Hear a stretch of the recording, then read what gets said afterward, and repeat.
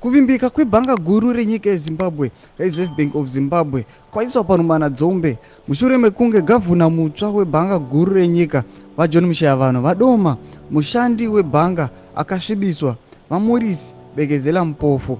Aiwa sachipangamazano wavo sarapinda muna wizvizere popanda kutibva wasubscribe wolike wotina on the bell icon. Satipinda muna umo munyogwa muchinzi musi wa6 Ndira 2020 hurumende yakabvisa mhosva yaipomerwa mupofu aiwa isati yakwidza nyaya iyi mushure mekunge yatadza kuunganidza umboo hwairatidza kuti achuchiswe.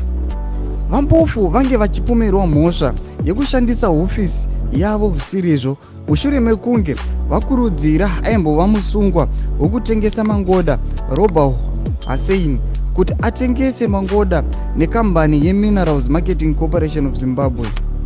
Hurumende ichotinamirwa navaveneranda Munyoro vakasiya nyaya iyi ichiti mapurisa achachevedza vampofu kuti vadzoke kudare kana pawanikwa umboo hunopa kuti vachuchiswe. Saka ndo nawi kuda zvinzi aiwa vanhu muZimbabwe havasitombotanga na trust aiwa kuRBZ nokuda kwokuti gavhena vanosarudza munhu kuti ave chipangamazano kana kuti advisor wavo, asi munhu uyu aiwa ane maallegations ekuti aiwa aishandisa ofisi zvisiririzvo, aikwanisa kuita mamwe madealing ecorruption, madeals ecorruption aiwa muofisi aiwa asiri ofisi huru yakambobatwa akatomboendeswa kukoti. Saka muri yeZimbabwe amai munoti kudii pamusoro pechitiko ichi? Aiwa RBZ kana gavhena venyu tiri kuvatrust here? Pindai mucomment section medu mbotudza mafungiro enyu, usanga no subscribe, kulike, turn on the bell icon.